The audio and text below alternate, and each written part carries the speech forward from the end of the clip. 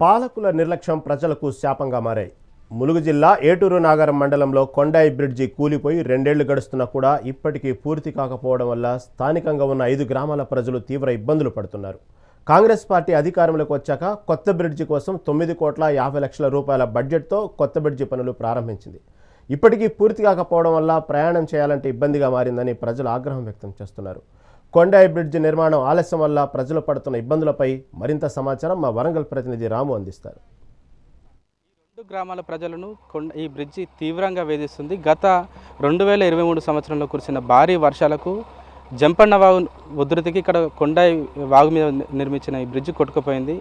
ఆ కొట్టుకుపోయిన క్రమంలో 9 మంది మృత్యువాత పడ్డారు. దాని తర్వాత ఈ బ్రిడ్జి అనివార్యమని చెప్పి గ్రమించిన కాంగ్రెస్ ప్రభుత్వం అధికారంలోకి రాగానే దానికి సంబంధించి 9,50,00,000 నిధులు కేటాయించి దానికి సంబంధించి పనులు కూడా ప్రారంభిస్తామని చెప్పి కూడా ఇప్పటికీ పూర్తి స్థాయిలో పనులు కాకపోవడం వల్ల ఇక్కడ వాహనదారులతో పాటు చుట్టుపక్కల గ్రామాల ప్రజలు తీవ్ర ఆగ్రహం వ్యక్తం చేస్తున్న పరిస్థితి.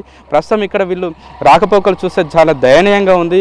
ఈ బ్రిడ్జ్ కొట్టుకుపోవడం వల్ల దీని మీద వీళ్ళే తాత్కాలికంగా కొంత మట్టి పోసుకొని దాని నుంచి రాకపోకలు సాగించిన పరిస్థితి. ప్రస్తుతం మనతో పాటు కొంతమంది స్థానికులతో పాటు వాహనదారులు ఉన్నారు. చెప్పండి, ఈ బ్రిడ్జి ఎప్పుడు కూలిపోయింది, దీనివల్ల మీకు వస్తున్న ఇబ్బందులు ఏంటి? ఇది 2023 ఆ టైంలో వరదలు వచ్చిన టైంలో మొత్తం కూలిపోయింది. అయితే ఆ టైంలో కూడా కొండాయిలో ఒక 8 మంది చనిపోవడం కూడా జరిగింది.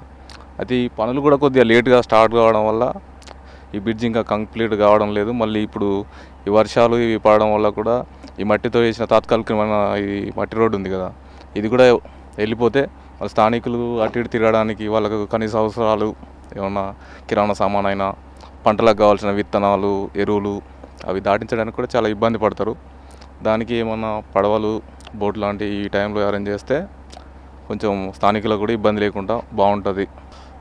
వాస్తవానికి కూడా అప్పుడు ఈ బ్రిడ్జి కూలిపోయిన సమయంలో అప్పుడు సీతక్క ఎమ్మెల్యేగా ప్రతిపక్ష హోదాలో ఉండే, కానీ దాని తర్వాత సీతక్క కాంగ్రెస్ ప్రభుత్వం అధికారంలోకి వచ్చింది. సీతక్క మంత్రిగా వచ్చిన తర్వాత కూడా మాకు కొన్ని ఆశలు ఉండే, ఈ బ్రిడ్జి నిర్మాణం పూర్తవుతుంది, దాంతోపాటు మాకు ఇక్కడ కొన్ని మౌలిక సదుపాయాలు కూడా ఏర్పాటు చేస్తారని చెప్పేసి అనుకుంటే మాకు ఇప్పటికి పూర్తి కావడం లేదని చెప్పేసి కొంతమంది చెప్తున్నారు. చెప్పండి, ఈ బ్రిడ్జి నిర్మాణం ఆలస్యం వల్ల మీకు జరుగుతున్న ఇబ్బందులు ఏంటి? ఈ బ్రిడ్జి నిర్మాణం కాకుండా ఇప్పుడు భారీ వర్షాల నేపథ్యంలో ఈ ఉన్న కాస్త రోడ్డు కూడా కొట్టుకోతే మీ పరిస్థితి ఏంటి? దొడ్ల గ్రామంను కొండాయి గ్రామం మధ్యలో బ్రిడ్జి ఉన్నది. కాకపోతే ఇది 2003లో వరద తాకిడికి కూలిపోయింది జరిగింది. కానీ ఇప్పుడు ఉన్న ప్రజాప్రతినిధులు సంవత్సరంన్నర అయింది కాంగ్రెస్ ప్రభుత్వం వచ్చి. సీతక్క దీని గురించి చర్య తీసుకొని బాగుంటుంది. కాకపోతే ఇది సకాలంలో పూర్తి అయ్యేటట్లేదు.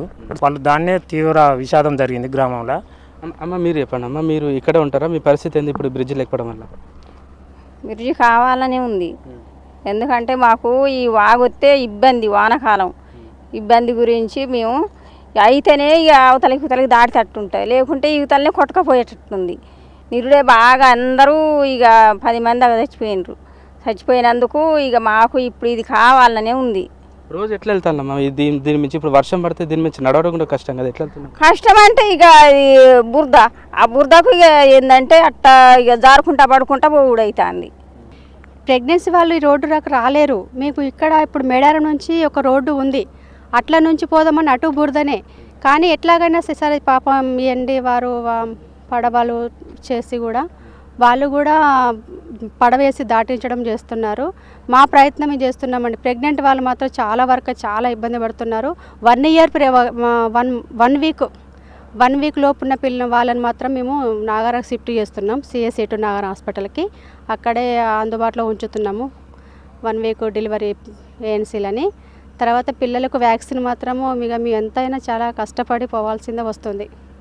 ఓకే, వాస్తవానికి కూడా ఇక్కడ ఈ బ్రిడ్జి లేకపోవడం వల్ల ఇక్కడ స్థానికంగా ఉన్న 5 గ్రామాల ప్రజలు తీవ్ర ఇబ్బందులు పడుతున్నారు. ఇక్కడ ఈ బ్రిడ్జి లేకపోవడం వల్ల కూడా బస్సు సౌకర్యం ఆగిపోయింది. అంతేకాకుండా ఏదైనా హెల్త్ ఎమర్జెన్సీ ఉంటే అంబులెన్స్ కూడా రాని పరిస్థితుల్లో ఇక్కడ గిరిజనులు తీవ్ర ఇబ్బందులు పడుతున్నారు.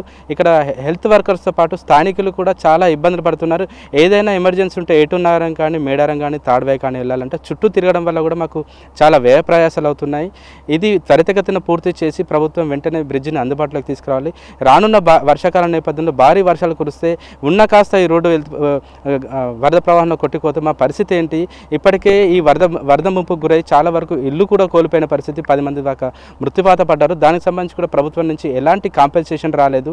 ఇప్పుడు మంత్రిగా కొనసాగుతున్న సీతక్క త్వరితగతిన ఈ బ్రిడ్జి నిర్మాణం చేపట్టి ప్రజలకు అందుబాటులోకి తీసుకురావాలని చెప్పి స్థానికులు కోరుకుంటున్న పరిస్థితి. కెమెరా పర్సన్ భిక్షపత్తు రాము మెగనంటి వరకు.